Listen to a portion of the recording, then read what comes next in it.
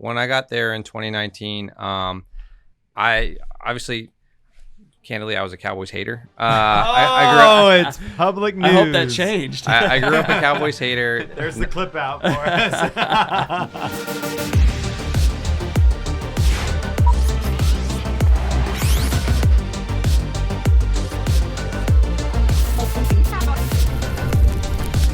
Welcome to the Rough Cut Club. I am your host, Joey Nicotra, here to be your host on this flight called the Rough Cut Club with my co-pilot, Shane. All aboard. Today's guest is Drew Ferguson. Heavy hitter. Heavy hitter, man. He is not only just done about everything you can do in the industry, but he is also the creative video director for the Dallas Cowboys franchise, and he is absolutely crushing it, making hundreds of videos a year for one of the most iconic brands in sports franchise history. We them boys. We them boys, man. He is killing it. It was really cool to talk to someone who's a local creative who I identify with their story coming up in the industry and really just, you know, getting a chance to see how alike we all are, but then also having him talk about, you know, some of the team building ways that he really has kind of assembled his small army of 7 people to do hundreds of videos a year. It was super inspiring. Hundreds, if not thousands. And what I love about Drew too, man, is like you'll hear in the episode, he unpacks a lot of leadership and teamwork driven mentality that he has, and I think it applies for freelancers and people working in teams and crews and sets.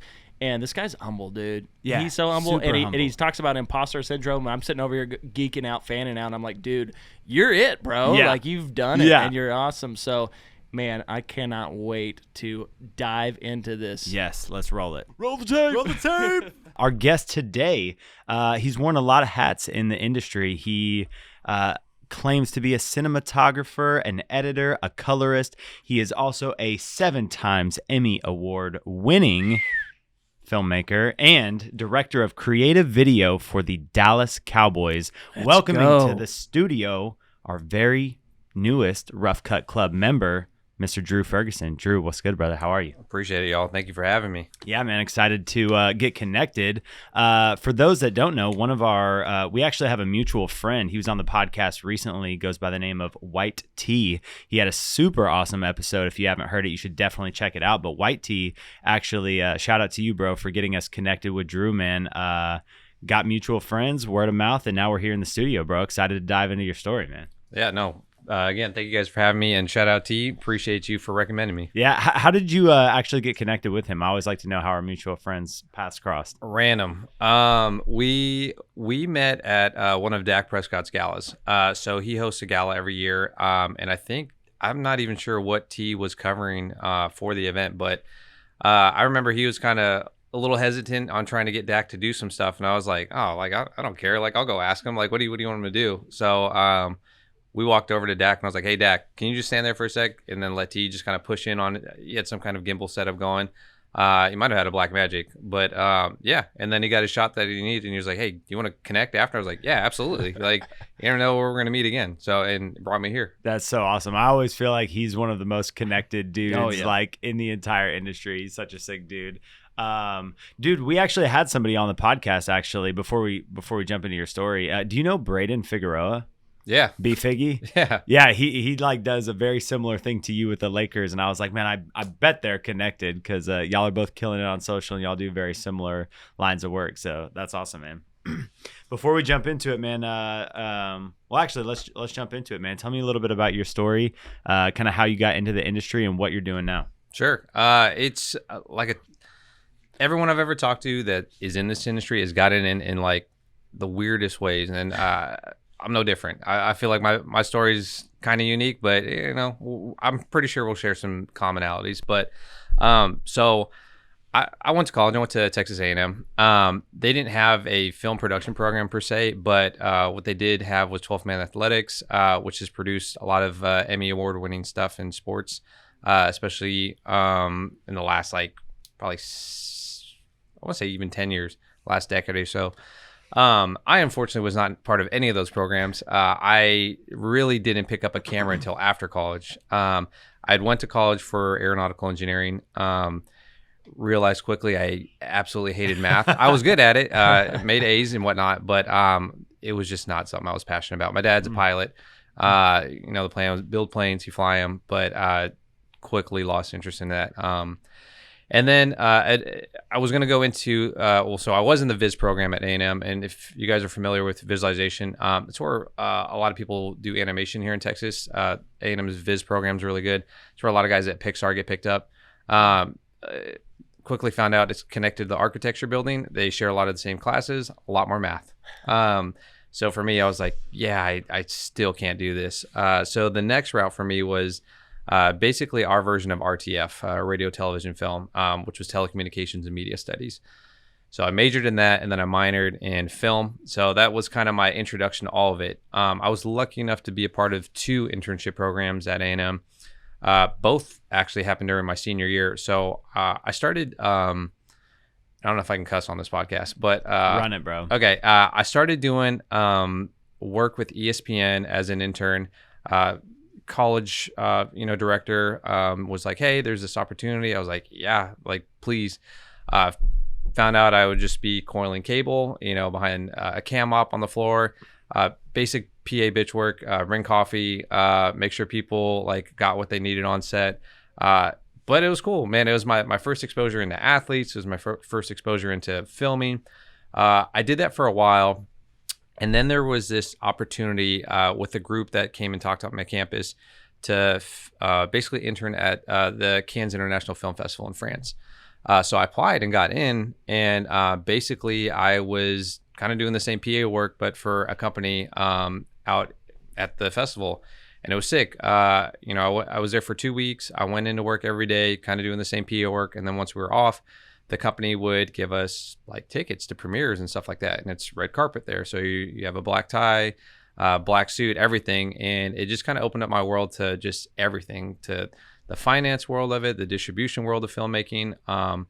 And I think that's where I was like, okay, this might be something I really want to do. Like, I know I'm investing in it, obviously, at school. I'm minoring in film, but I've never actually touched a camera at this point, outside of like my cell phone. But yeah. And then after that, I was like, I really want to try to go to TIFF. So the Toronto International Film Festival. So I applied and I got in, and I got to work with William Morris Endeavor. So I was an intern for WME at TIFF. A little bit more high stakes. We didn't really sleep. I think we got maybe like 3 or 4 hours a night, and same thing there for about 10, 11 days. And it was distribution of tickets to some of their actors. I talked to Billy Bob Thornton. I helped him check in at the hotel lobby for like 20 minutes, and he was like, "Yeah, I used to play at A&M like in a band." And I was like, "All right, this is wild." Like, I'm talking to these people I've seen on TV my whole life. And then after I graduated, I was like, I don't know how to get into this business, but I know like I need to. So I have ties to the Bay Area. I'm from the Bay. I'm a military brat at heart, so I've moved around a lot. But I moved back to the Bay Area to do what I call low stakes animation, PowerPoint, for a company out in the Bay Area. And this is kind of where my story starts. Is I started doing motion graphics work, animation, low stakes animation through PowerPoint. And I think you guys would be amazed at how much you can actually do with it if you put your mind to it. And I did that for about a year. And then after that, they were like, "Hey, do you know After Effects?" I was like, "Yeah, of course I know After Effects." I did what anybody would do, and I went on YouTube and I just straight studied for like a week, and that's all I did. And I think one attribute I would definitely say I have, a lot of people say they're versatile, and which is so essential to this industry. But for me, I've got focus. Like, I don't need Adderall. I don't need anything. I don't need Red Bull. Like, I can work for 40 hours straight on a project, no sleep, and be just as productive when I started to when I finish. So for me, that's what I did in that After Effects situation. I learned it. And then I started basically driving revenue in a different way for the company because we were able to integrate After Effects. Eventually, there was a need to learn video. And that's where I picked up a T3i at the time. I think a lot of us probably did around that era. And they wanted to basically start compositing video and mixing it in with After Effects. So I was like, yeah, I know video. same thing again. I was like, sick. I'm gonna go on YouTube. I'm gonna figure this out. I still have my dummies for T3I book. So I bought a book, had that, went on YouTube and learned it. And eventually I was going. And then I think this is where I think our lives might have some commonality. Weddings. I was like, at the time, this was probably 2013, 2014. It was like weddings were super popping. Like, and I think it was the first time, like, I think Canon, the T3i obviously was like really popular at the time, had a flippable LCD screen, but the 6D was a full frame. The Mark IIIs, these are the staple wedding DSLRs. I was like, yeah, I could do that. So I had friends getting married at the time, and that's really how I got introduced to filmmaking, is shooting my first wedding for free. All I asked for was gas money and food. And I shot my first wedding and edited it, and I was like, yeah, I can do this. And I threw in some motion graphics in it because I had that background. And then all of these experiences just kept snowballing. So eventually I was out in the Bay Area for 3.5 years, and I moved back to Texas because my wife and we wanted to get married. Our family was in Texas at the time. And I was like, I can't build a family. I can't do this in California. Like, at least in the Bay Area, it's just way too hard.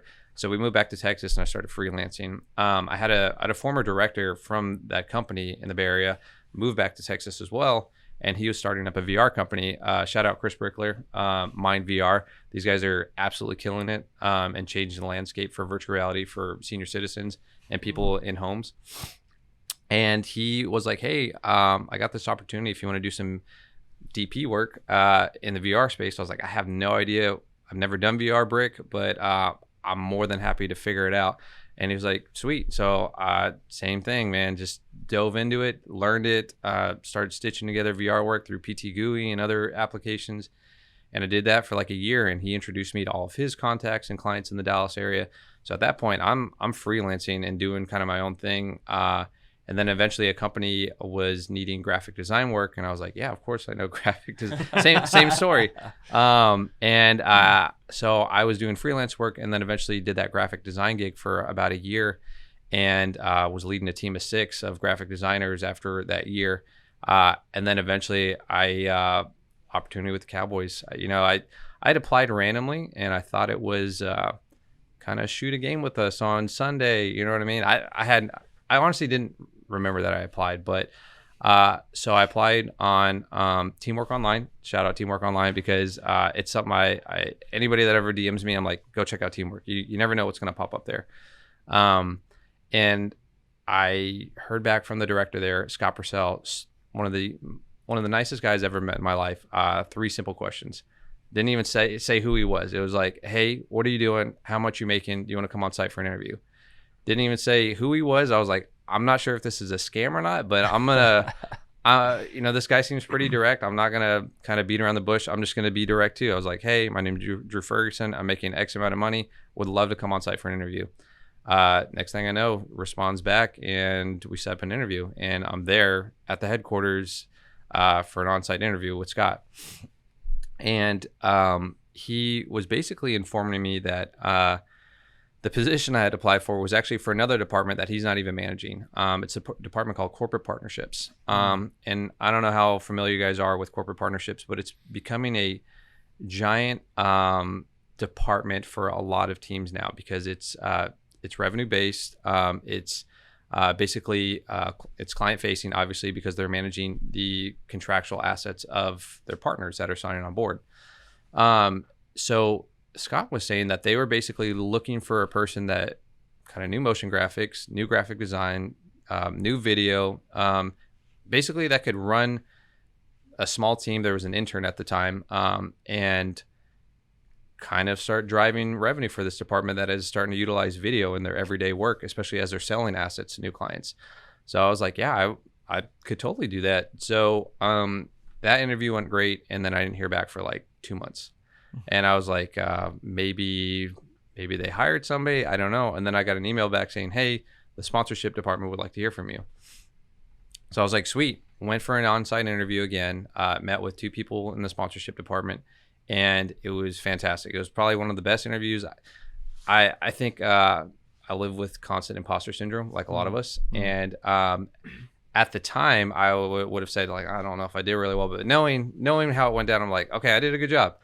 And I didn't hear back for like 2 more months. And they took down the posting on Teamwork Online. So I was like, okay, I didn't get it. And then randomly 2 months later, they messaged back, I got a call and it was like, hey, we'd love to extend you an offer. And I was like, this is crazy. Like, so long story short, after 5 months of kind of interviewing on and off, not hearing back, I got the offer, and my first day on the job was January 1, 2019. And I've been here since. Man, what a journey, dude. And whatever you said, you don't need any Red Bull, Adderall, coffee, whatever Drew Ferguson has, we need bottled up. Yes, we do. The 40-hour like energy, concentration. That's awesome, man. And I love the adaptability of your story too, right? Like anything that's been thrown at you, you're like, oh yeah, I can do it, and you've figured it out, and you've been super fast or like agile in figuring that out. And I think that's critical to be in this industry, and especially with the tech always changing too. You got to adapt. It's really wild to me how many filmmakers I make that I share so many commonalities with in the climb up to like figuring out how to just get established at the lowest level. And I think it's super cool, like just how, I kind of stumbled into this industry, and it wasn't like some dream I had since I was a kid, which I know there are people out there like that, but for a lot of us who have fallen in love with the craft, it has kind of come accidentally. Like we stumbled into, what was it, your third major that you picked? And, for me, it wasn't my first major when I went to college, and it's just wild, like even starting with the T3I and like all of it, man. Like I relate so much. Did we all have a T3I? I had a T3I as well. Yes. So, yeah. So I didn't actually own this, but when I really started getting into filming, mostly skateboarding, I was with the T2I. Skateboarding was a major part of my life. Yeah. I would actually say that's where it all started. I didn't have a camera, but buddies did, and we've talked about this at work. We always like talk to each other about where our origins started. Origins really started with Jackass, I'll be honest. And it was filming skate videos with my buddies and just doing dumb stuff. Bro, yes. We would go out and we called it dumbass because we were like, we can't call it Jackass. So we'd go out and make our own little videos, like shopping carts, skateboards, crashing into things.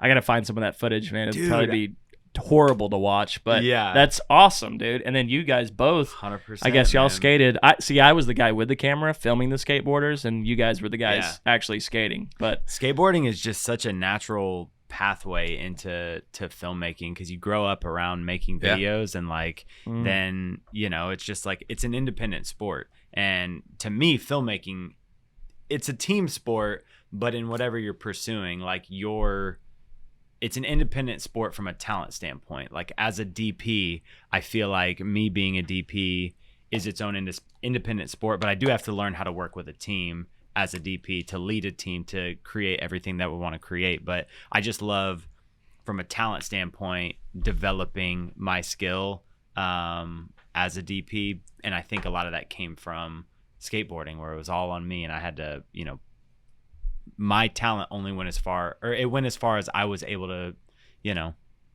improve on it. And so I just feel there's a lot of similarities with skateboarding and filmmaking. And so that's awesome, man. Fast forward to today, man. I'm curious. I talked to Braden a little bit about this, and I'd be interested to hear how it compares to you. But what's a typical day in the life look like for you, man? Like y'all are doing everything, again, from the graphic design, all the different shoots. You're going and doing all these different projects. What's a typical day look like for you, man? Yeah, so I'll kind of preface this with the type of people are on my team that help basically crush our day-to-days. So I started in corporate partnerships, right? I had no exposure to football. We were basically me and a guy, Connor McMahon, who was my intern at the time, who is now one of our senior cinematographer editors. He was holding down the department for about 6 months until they hired me, and he was going to UNT full-time. So not only did they not have a full-time video person, they had an intern that was working full-time and going to school full-time as their lead videographer editor. And when I first got in, I got a little bit of understanding the lay of the land, right? And I was able to kind of work with Connor on setting up the foundation of what this department was going to be. So, I mean, we quickly started working from the bottom, right? We set our floor of, hey, this is how we are going to label our assets. This is how we're going to manage data and how we're going to log. This is how we're going to create a workflow from basically a project management standpoint with our reps that we work with on a day-to-day. So we laid that down, and that changed the entire landscape of how we were able to go through video and go through it fast. I think between the two of us, my first year there, we did about 300 videos. As an intern and one full-timer, and it just changed. Like everything about the way they were doing video at the Cowboys changed at that time. So I was with that department for about, I want to say 2.5 years. And then an opportunity kind of popped up because we were having so much success, not only in the volume of content that we were able to handle, but just the quality that was coming from it. That Derek, who is our kind of VP of media at the Cowboys, kind of reached out and was like, hey, would love to talk to you about potentially creating this new department, creative video that kind of leverages what you guys are doing in sponsorship, create that foundation for what we're doing across our social digital. And really just kind of lead a new team that handles every arm of the organization.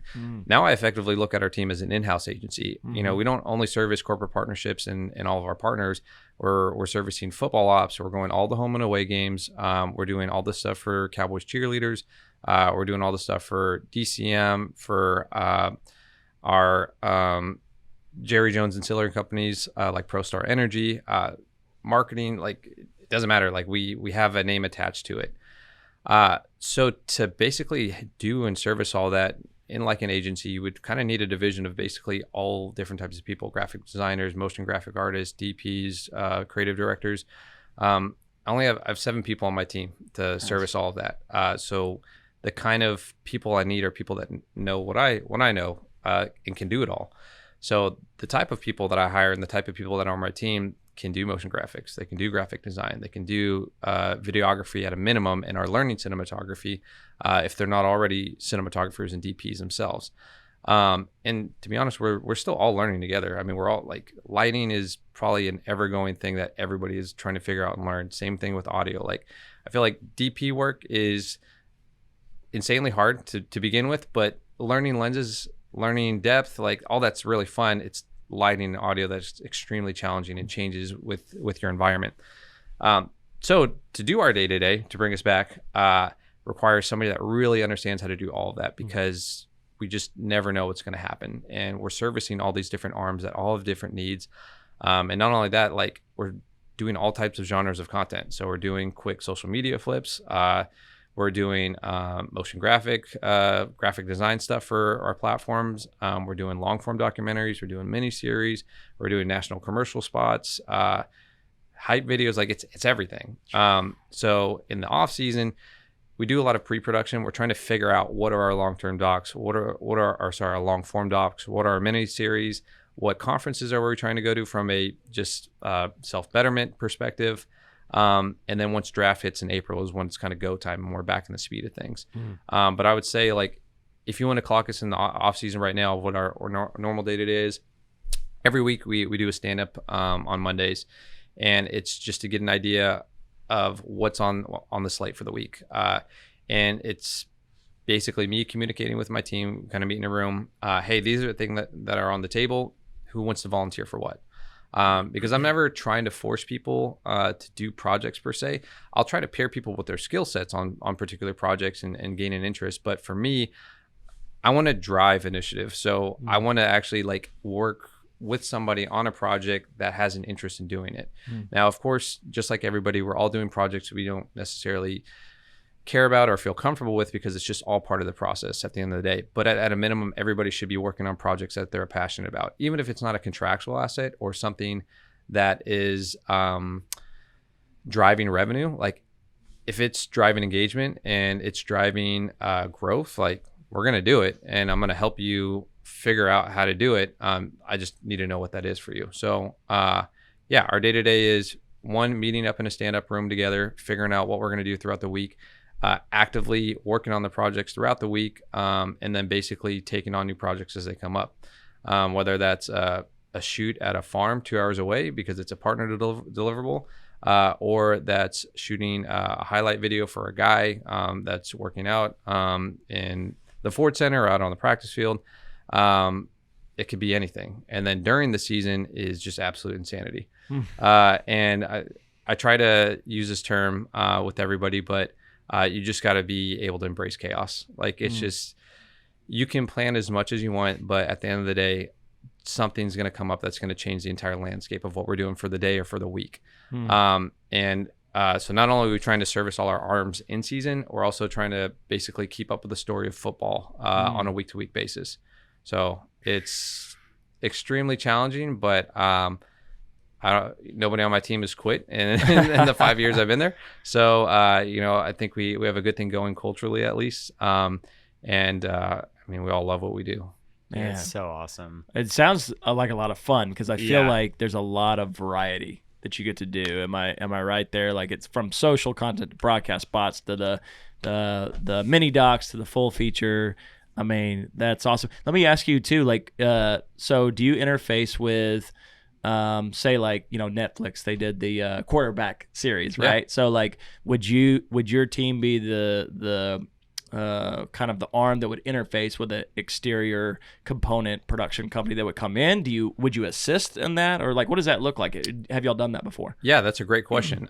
So basically these teams know exactly what they're looking for. They're going to go ahead and basically assign people that they know are going to get the job done right for what they need. But in the event that something comes up that they are not able to attend, they're definitely going to reach out. They're going to be like, hey, can you capture this event? Can you please utilizing these specs, we're shooting on this camera, but if you have something similar or can shoot raw, it would be super appreciated. And we do that. And for us, it's really no trouble because at the end of the day, it's all for the organization. It's all for the growth of the Dallas Cowboys. Yeah, that's awesome, man. I so wanted Dak to be on quarterback. The Netflix. It was. I don't know if you've seen it, Joe. It's great series. Yeah. Kind of inside look. Man, that's cool. And then what about like media and TV spot stuff? Like you said you've done the marketing type stuff. So are you working with an in-house team like for like the creative direction, or does your team have to like provide the marketing like creative direction for the script and then the idea behind what you go film? Yeah. So I will say we work in really close partnership with our friends in social. Specifically, Brittany and I, we're the directors of our respective departments. Brittany for social media, me for creative video. And really, our teams are working together collaboratively on ideating pretty much all of our assets throughout the year. That's awesome. So we're effectively the directors, the producers. Like we don't have a dedicated producer on any team of the Cowboys. We just kind of innately assume that role, or somebody does as we're working on a project. And I think that's what's really great. You mentioned variety. Like, I don't think this job would be as fun if honestly we didn't have that variety. I could not shoot football the entire year. Like, it would drive me nuts. I love football. I love the relationships I have with the coaches, guys. But for me, it's being able to be a DP. It's being able to be a director and work in all those facets of filmmaking and content production. Yeah. Oh, man. That's so good, man. I'm curious. So like you mentioned, like when you guys have like a work week, you look at what's lined up, like, and then you start divvying it out, which one, I love the volunteer piece because like capturing the, who wants to take initiative on a project is huge, especially when you're the owner of a production company. You're going to find that some of your editors are not inclined to doing certain types of projects. But what does the creative process look like? Like when you have a project lined up, you have these 7 people, are some of the projects like, oh my gosh, we got to get this done. Like, let me go bang something out that's like just, I can make it cool. I can make it hype. I can make it entertaining. Or are you guys also, doing, more complicated, written out, storyboarded, like scouted stuff as well? What's the creative process look like when you do your projects? Everything. So exactly what you said. So for me, because I've been there that long, I have really close relationships with every department of the organization and our whole executive leadership team. I kind of have an understanding what the scope of each of these projects is going to be. I have an understanding of how much a partner is tied to this project from a from a money standpoint. I have an understanding of, will this idea drive new growth for our audience? So for me, I'm evaluating all of that as I'm kind of working with my team on certain projects. And I do have teammates that are more skilled in editing, that are more skilled in narrative work and creating scripts, and I have some guys that are just better innately as shooters and gaffers. So for me, it's a whole like community of working on a project together, because somebody may take ownership and be like, yes, I want that project, but may not necessarily have the skill set of editing to deliver a product that they are envisioning. So they'll enlist somebody else. Hey, I want to take lead, but would you mind working on this project with me to help with this? And nobody's ever going to say no, because everybody loves working together on projects, and everybody honestly would be willing to do that for anybody on the team, which is great. I think that's why we work so well together. And it's a big reason too, like when I'm making a hire too, like probably isn't what mom and dad want to hear on the podcast, but I could give a shit where you went to school. I could care less about what your grades were, which is terrible. To an extent I do, sorry. Grades are somewhat of a reflection of how you're kind of operating, whether that's from a producing standpoint, right? Do you have your life in order? Like, are you going to get stuff done? But I don't care if you made a 4.0 or if you made a 3.0. Like, I care by the body of your work and how you carry yourself. So when I'm making a hire, like I want to make sure a cultural fit like is a bonus, but I want to make sure at your core, are you a good person?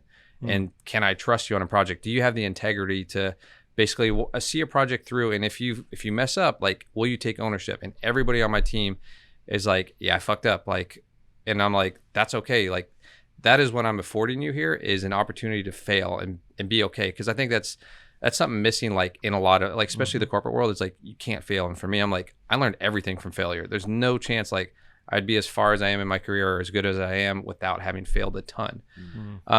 So yeah, working together as teams is just been so easy, because everybody is just in line with what we're trying to create here and how we're operating.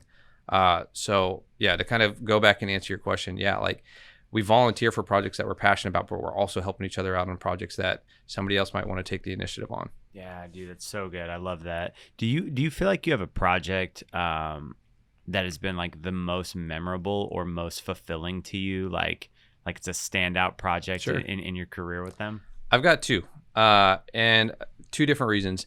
So I think the one project that helped me kind of create this new department and really earn a lot of the trust, and where I point a lot of our success, was our very first Emmy win with the series we did called Lamb with CeeDee Lamb. He was a rookie that had just gotten drafted in 2020 draft. Everybody knew who he was at Oklahoma, but not necessarily the rest of our fan base or the rest of the world. COVID hit, obviously, and production was shut down. It was the weirdest thing. I mean, prior to all that, I mean, we were shooting like 250 events a year and crushing like 300 videos, like I was mentioning. But like when production stopped, it was like, okay, we're recording WebExes and Teams, team meetings, and Zoom calls. And I'm like, and I'm making videos out of this. So I'm like, this is so weird. Like, I don't know how I need to be creative. Same thing with the rest of my team. So at the time it was myself, Connor, who was my intern, turned full-time at this point, and another part-timer named Thomas. And we were like, we got to just do something. So we were like, let's just do at least continued education. So we did full-time filmmaker. We were just like, F it. Like, we're going to learn, even if it's stuff we already know, we're going to take some courses and we're just going to learn. So what happened was we did full-time filmmaker, and I set course curriculum for us. So like I set up, was like, between these 2 weeks, we're going to learn all these sections, and then we're going to do practice exercise to showcase. So we did that, and eventually we got to a section where it was like narrative storytelling and script writing. And we were like, let's do something, dude. Like, even if we can't produce something, let's write something up.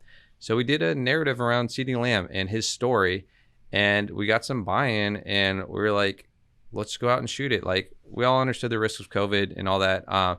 This was kind of peak before, like, they're like, okay, you have to shelter in place, all that. So we came up with a script, and I talked to his family, and we produced all this ourselves, and we drove down to Houston, like, and Louisiana, and we shot everything in the span of 3 days, driving from Frisco to Houston to Louisiana and back. And we basically made a 3-part doc that I think between the 3 episodes has over 1 million views on YouTube.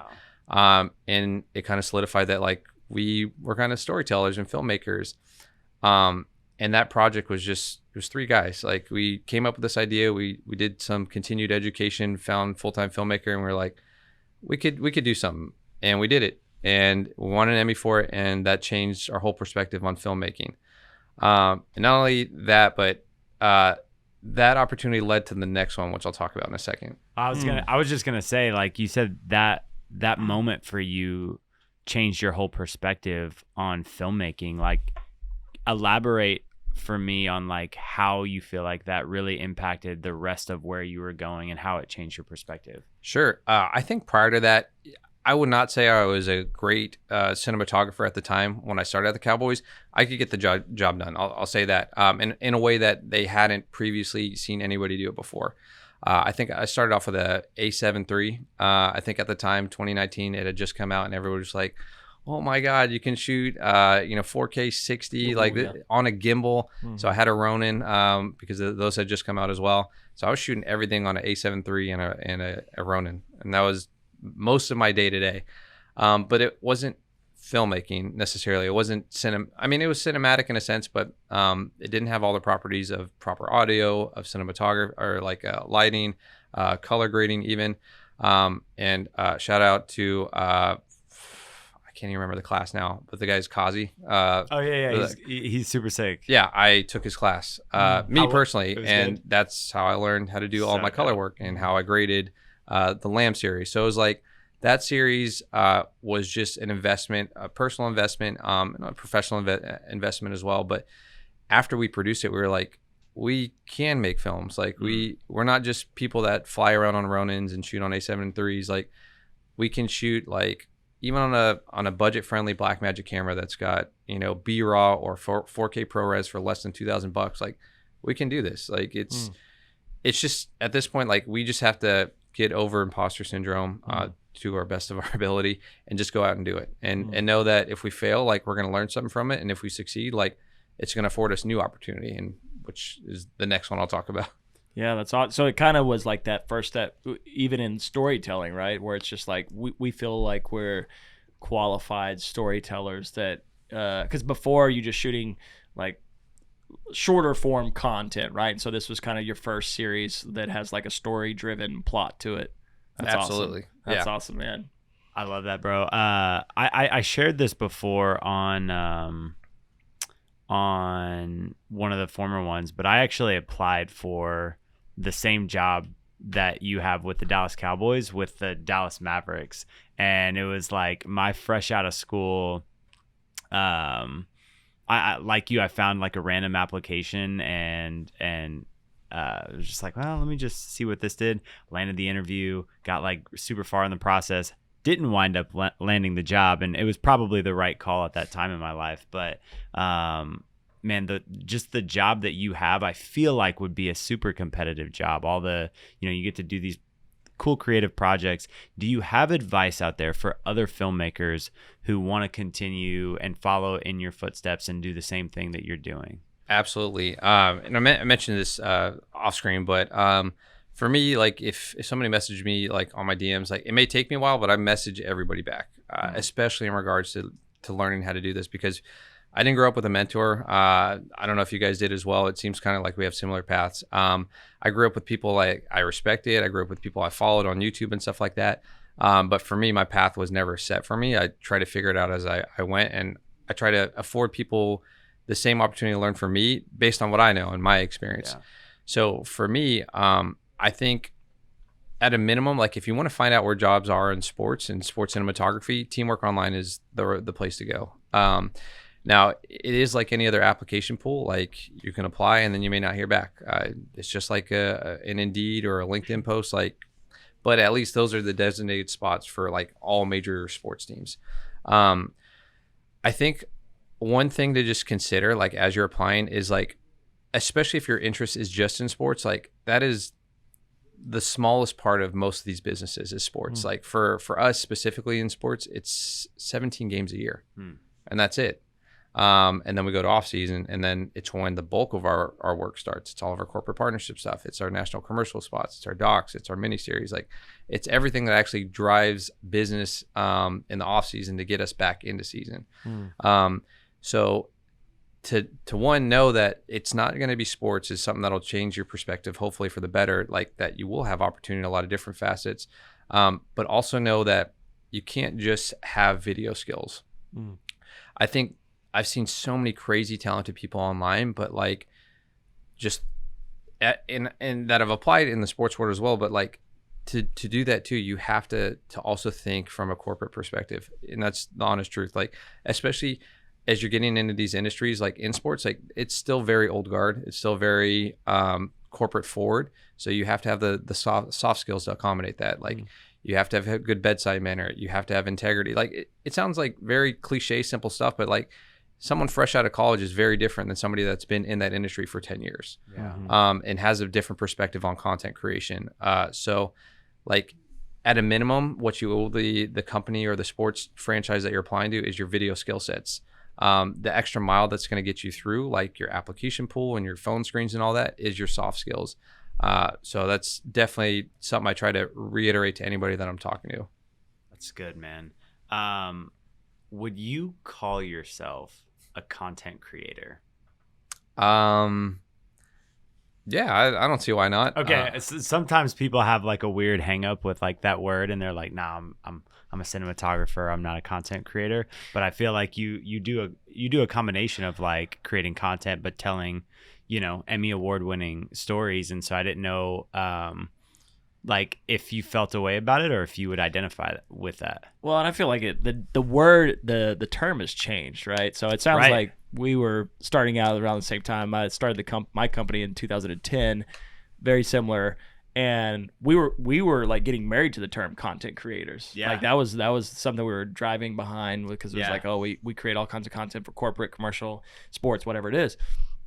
But I feel like in the last 2 or 3 years, the connotation behind content creator has been like people with iPhones making social content, right? And in fact, we have clients now, they're like, no, we're not looking for a production company or a videographer even. We want a content creator. Right. I'm like, expand on that. They're like, we want somebody with a cell phone to come out and then also post it on social. So like for me, I identify with the old school term, but I mean, I'm not opposed to the other thing too, because I'm going to whip out my phone and I make content with that too. I mean, we are creating content. So for me, it's never been a negative thing.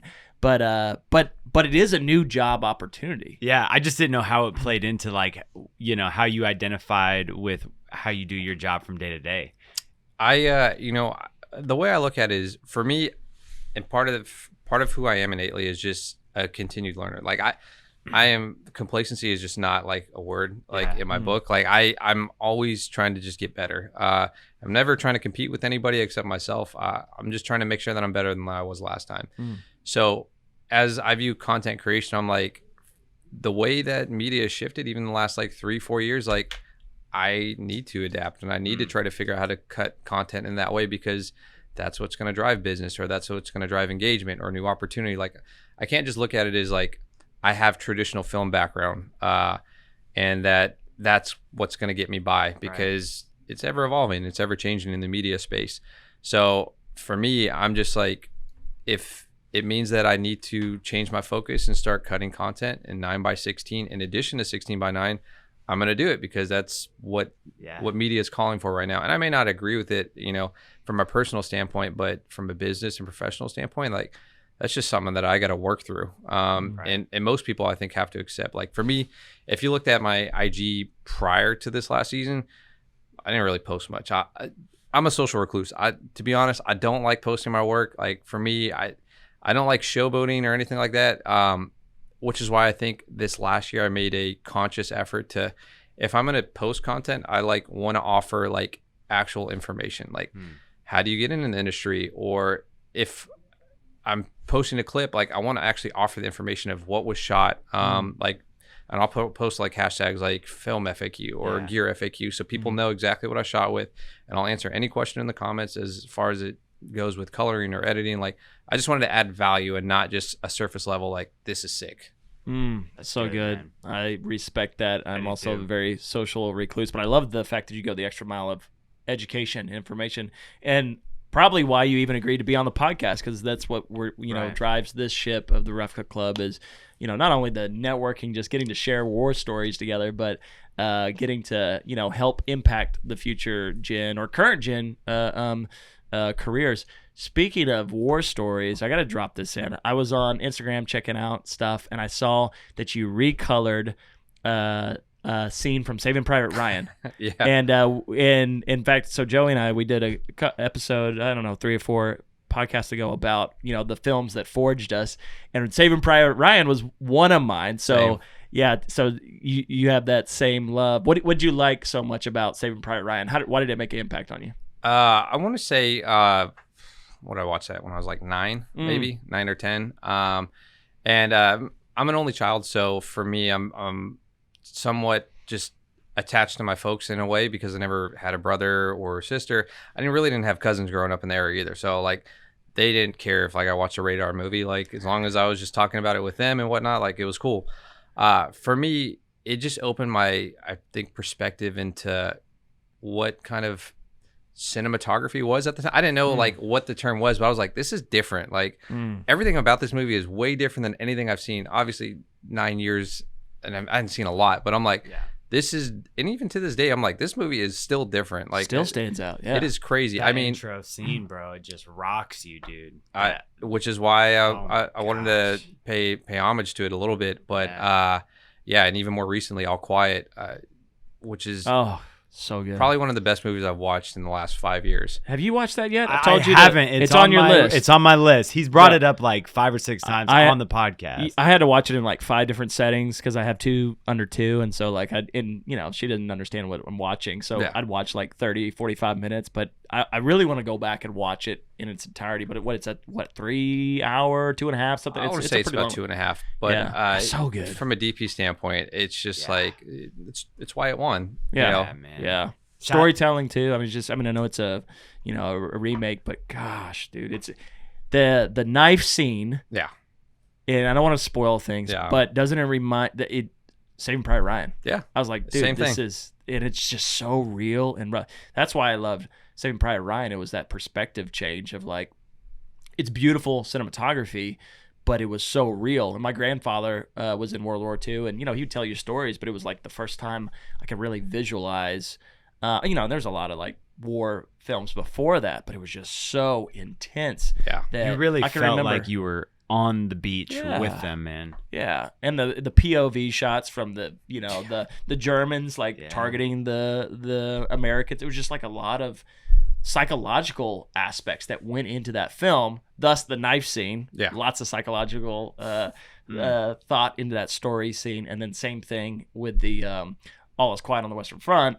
That knife scene, same thing. You're just running through your head while you're watching this disturbing scene. What would you do in that scenario? Integrity, ethics, war, right? And it's just a lasting impression. But if you haven't checked out his color grade on Saving Private Ryan, it's dope. Appreciate it. And I was like, dude, I'd watch it like this. This is a sick new look to the film. He kind of modernized the footage. Yeah, it's great. So awesome, man. Dude, a lot of our target audience is freelancers on this show, and you've been a freelancer. Yeah. We've all been freelancers before. You made the transition out. You took the leap into locking in the steady job. Is there any advice that you would give to freelancers? Wish there were, or is something that you wish was talked about more that could help benefit freelancers who are in a similar time in their career? Sure. I think one of the biggest challenges, especially with freelancers right now, is the saturation of people willing to do your job for nothing. Especially the wedding world, which is crazy.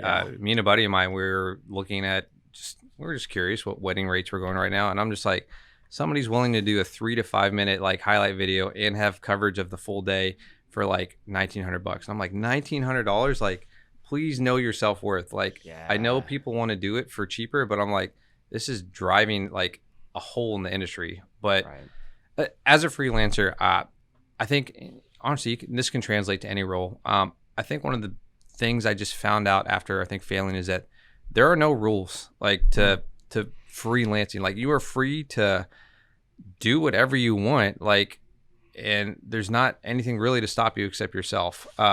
So a lot of it, I think, is just personal investment of wanting to figure out how to do something better. Like, I think you innately have to have that.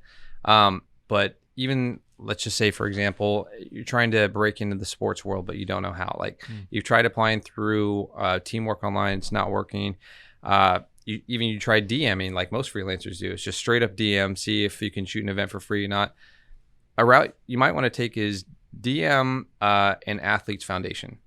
A lot of those foundations don't have anybody full staff because they can't afford it, but they're more than happy to freelance out. So in that instance, not only are you getting in with the foundation, but you're getting personal relationships with the athlete and also the foundation founders that also represent other athletes and other athletes' foundation. So like you're starting to break into one aspect of the industry, but you're garnering relationships with multiple people, multiple athletes, multiple decision makers. So that's the way I kind of look at freelancing is like, don't look at it as like you're willing to do whatever project you want and you'll apply on LinkedIn or you'll apply on whatever thing. Like start reaching out and thinking outside the boxes to who you can service. Like, cause at the end of the day, like people just want value, like, and know that whatever they're asking for, like is going to get returned. So that's such a great ninja tactic for like how to get an in with like your actual end goal in a much easier, less competitive route. That's so good. It reminds me of I think we have a mutual friend too, Tej Patel, and so you know. And we got to get him on the show, so I'm definitely going to reach out. But, you know, I remember reading or watching some of his stuff and even talking to him, his come up kind of doing that for artists at concerts and music venues. He kind of got in that way. He ended up working with you, right, at the Dallas Cowboys, or y'all interfaced a bit, right? So tell me, what was he doing and how did that relate to what you were doing? Yeah, so Tej, he was basically freelancing just like anybody else was in the area. He was basically going to festivals and he would just DM artists and basically be like, yeah, come out. He got connected with Chef Hoppy, who's a local celebrity chef, who's one of our great friends. And Chef basically cooks for most of the guys on the team, not only for the Cowboys, but for other guys as well. So Tej, being kind of his video guy, had interaction with all of these different players. Eventually had access to getting to know some folks in the NFL who afforded him an opportunity to basically freelance our NFL games as an LCC. And again, he kind of drove his own narrative. There was no structure. It was kind of just him trying to just do what he does. There were no rules in place. Yeah, that's all. And explain, what is the LCC? LCC is a live content correspondent, I want to say. Okay. And essentially, the NFL created a program in place where I think it's about 3 or 4 guys per NFL game that essentially try to cut content in real time for the league.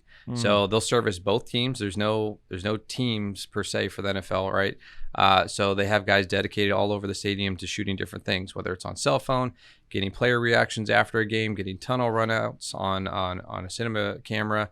Shooting actual sideline game footage and sending it back to the league if they get a really good clip.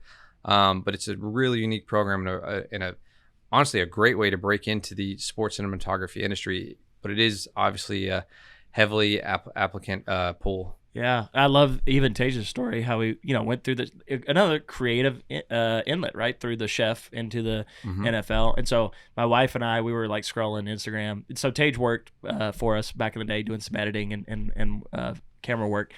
And we're scrolling and I'm like, Tej is shooting for Zeke right now? Like it was all this Dallas Cowboys footage. And so I had to holler at him and hear the story. But that's awesome, man. And that's another interesting way to get started doing that LCC thing that you mentioned. So that's great, man. I want to go find a chef or somebody to shoot with and get my way in. That's great. I love it, man. For looking ahead, bro, what do you feel like the future of sports creative video looks like, just from an industry standpoint, and then for you as well personally in your career?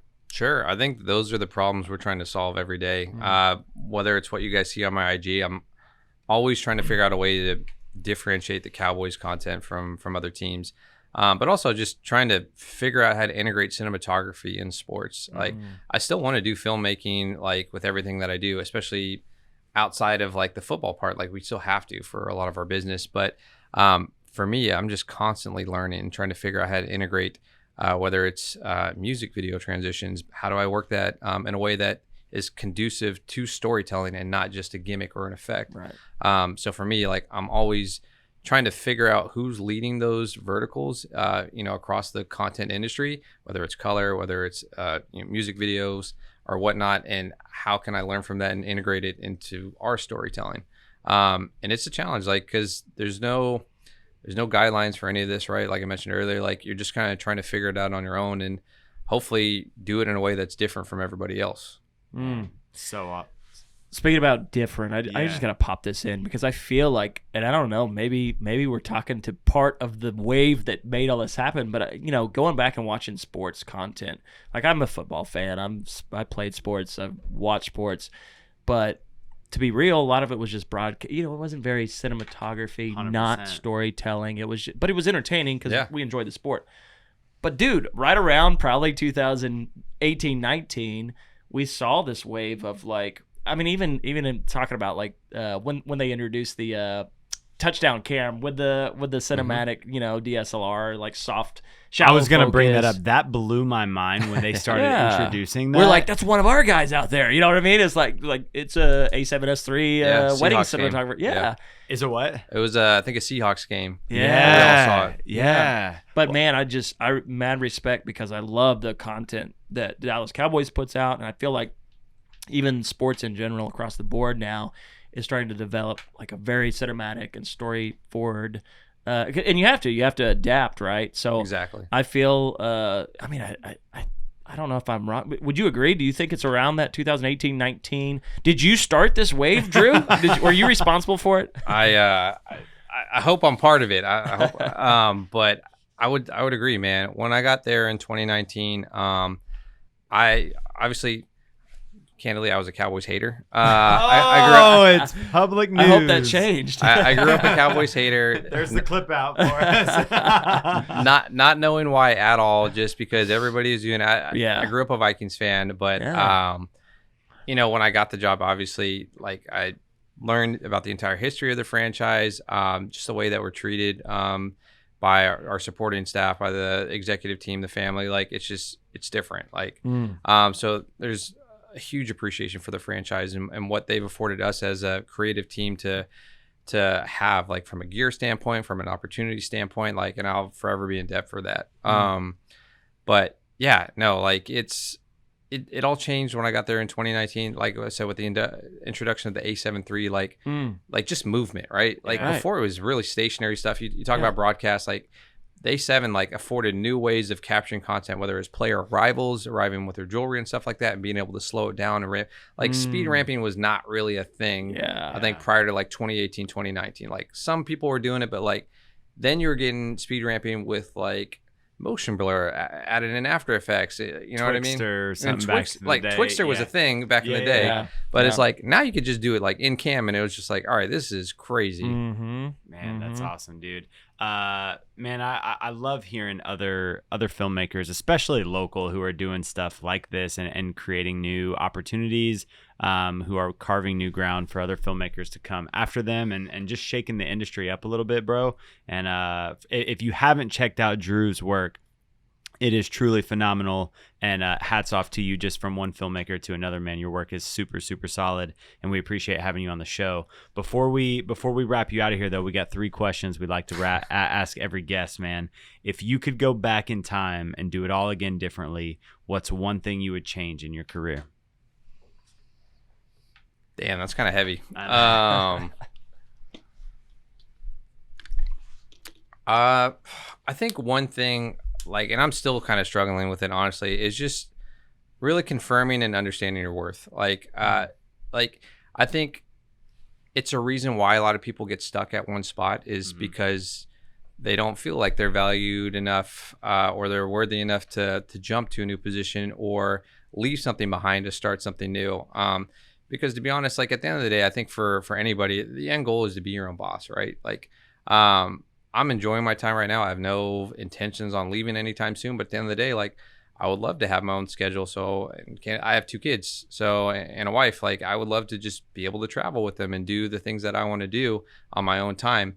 But growing up, like obviously you don't have money, like when you get in this industry and you're trying to do stuff, but just know, like, and have the confidence to set a price and be comfortable with that. And then people say no, they're just not the right client at the time, and you can move on and do something else. So for me, it's just getting over constant imposter syndrome, still dealing with it on a daily basis, but and knowing your worth, because you never know, you might meet the right person that changes your entire perspective on things, or affords you a new opportunity that changes the way you were doing things, like, from the beginning. Wow. Very good, wise man. words. Yeah, Very I wise think words. we've all been in that same boat too, just trying to figure out when's the right time to make the next step. Even if it's not jumping from freelance to a job, or from a job to freelance, there's a lot of those moments that I think we can all identify with, when it's like, when is the time to take the leap, and or is it still time to stay and develop and prepare? So that's good, man. What is one piece of advice that you can give to filmmakers trying to grow in their craft or their business? For that, I would say for sure try everything. And it's kind of something I tell, like, we host a lot of high schools at the Star, and I'll serve on, like, a creative panel to work with them. But I'm like, you only know what you know, and you don't what you don't. Like, you never know that. Let's just say you took a light class on motion graphics and After Effects. Like, that may change the entire way that you look at, like, content creation, because you're like, I can composite video in this, and it would change the way I do ads. You know what I mean? Like, if I'm doing motion graphics and video at the same time, like, you just never know what medium might change the way that you think. Yeah. So for me, I'm like, try everything, because even if it doesn't work out, like, you can say that you tried it and you can work on something else. Or if something does work out, like, you're flexing a new muscle in that aspect, and you're investing in yourself to get better at it, and hopefully afford you new opportunities because of it. Yeah, that's good, man. Who is one filmmaker that has inspired you or your work? Man, that's challenging. I think there's a consensus at the office that Christopher Nolan has kind of changed a lot of the way. I mean, from Batman, I mean, that's been a huge game changer for a lot of us, at least from a cinematography standpoint. From a storytelling standpoint, Quentin Tarantino, obviously, for me, is a big director that I've idolized growing up. But if we want to talk about just a pure content creative, my number one guy probably always will be is Donald Glover. Nice. Because for me, Donald embodies everything that I'm trying to be. I mean, he is a director, he's a producer, he's an actor, he's a musician. Like, this dude can do everything. And then, like, for me, and he does it at the highest level. And for me, like, that's what I'm striving to be. Whether I get there, you know, when I'm in my 40s or 50s, like, but he's just always learning and adapting and getting better at it. And I'm just like, that's what I want to do. Even if he's not, like, in full filmmaking, you know what I mean? Like, it's the embodiment of that character that I'm striving to be. That's so awesome, man. I love that. This is bonus, but based on some of your responses, I'm curious to hear your answer. Outside of Saving Private Ryan, what's, like, 3 of your top favorite movies of all time? Okay. This one is purely just, like, enjoyment. Rush Hour 2.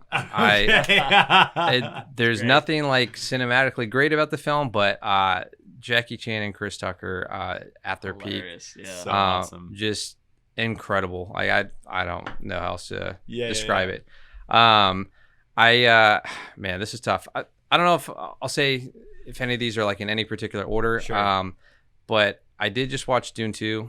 I'm watching it on Thursday, so don't spoil it. Are you watching IMAX? Yes. Okay, good. Yes. I won't spoil anything, but I'm just like, good Lord, man. Like, I'm here in my career and I'm feeling pretty good, but that, like, Danny's just, you know what I mean? Like, it's just not. And I'm like, maybe I'll get there one day, but most likely not. But it's inspiring, man. I can't even tell you, like, everything about it is just incredible. My wife, she, like, could not get through the first one. She didn't watch it in theaters. Anyway, all that being said, finally I convinced her, and we watched the first one last night, and she's, like, obsessed with it now. She was, like, doing research all last night before we went to bed, and now we're going to the theaters nonetheless to watch it. Got her hooked, and now I'm getting her to come watch it on Thursday. And have you guys watched the first one? Oh yeah, I've seen it multiple times. Okay. It's phenomenal. So, like, Greg Fraser, DP, you know, GOAT, like, can't top that.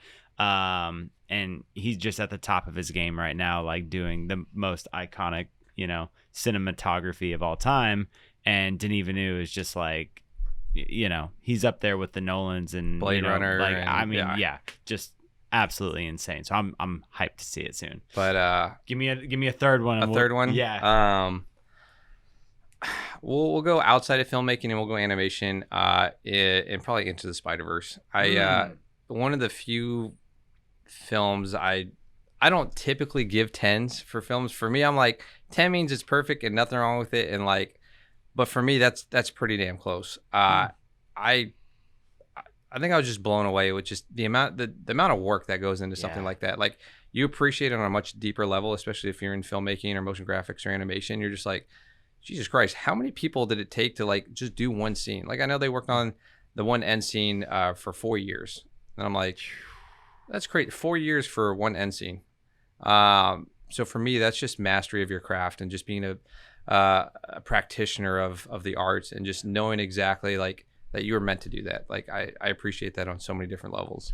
4 years is what Joey always asks me for on set when I'm directing something. He's like, can I just get 4 more years to like this? I'm just a master of the craft. He's a master of the craft. Practitioner. I know we got to wrap this out, but we didn't hear the second story, and I don't want to leave people hanging. And I'm over here I'm hanging. So what was the you said the CD Lamb kind of led to your next most favorite project, memorable project. Yeah. What was number 2? That was with Mr. Austin Post, Mr. Post Malone. Yes, sir. That opportunity kind of came up because schedule releases become a big thing for most NFL teams. And if you guys are unaware, it's kind of the Super Bowl of the offseason for us. Essentially, we try to find creative ways to announce our schedule. All teams do.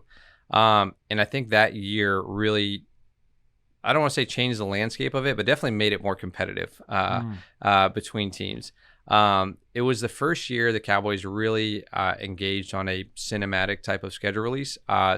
So they asked if I would be involved and would direct and shoot it. And I was like, yeah, absolutely. Like, told me Post Malone's going to be there. Yeah, of course I'm going to do it. And for those unfamiliar, Austin and his dad obviously have close ties. His dad worked for the Cowboys for a long time.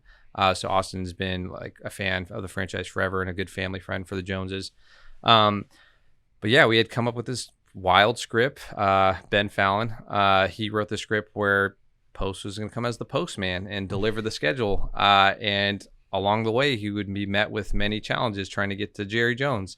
But once he did get to Jerry, they would celebrate and have a good time. So we wrote the script, and then once Austin got on site, nothing went to plan. Like as a lot of shoots do, it just, the time frame we had predicted, and we had done like several test shoots, right, leading up to the actual day, just like anybody else would do.